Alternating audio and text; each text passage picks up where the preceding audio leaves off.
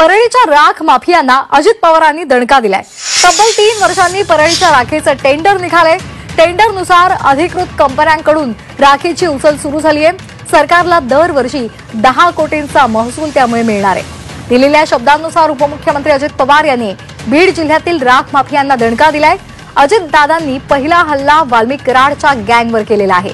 अखेर परळीमधल्या औष्णिक विद्युत निर्मिती केंद्रामधील राख उचलण्याचं टेंडर निघालंय। ऑनलाईन पद्धतीने या टेंडरचा लिलाव सुद्धा झालेला आहे आणि यामध्ये 18 कंपन्यांनी प्रत्यक्ष राख उचलायला सुरुवात सुद्धा केली आहे। तब्बल 3 वर्षांनंतर परळीच्या राखेचं टेंडर निघालंय।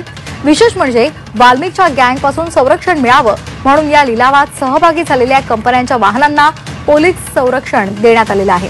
या टेंडरनुसार 325 रुपयांना 1 टन राख याप्रमाणे याचा महसूल माफी त्याऐवजी शासनाच्या तिजोरीमध्ये तो जमा होणार आहे। दर दिवशी साधारण 200 वाहनांच्या वाहतुकीतून 2,60,000 प्रमाणे वर्षाकाठी शासनाला आता 10 कोटींपेक्षा अधिक महसूल प्राप्त होणार आहे।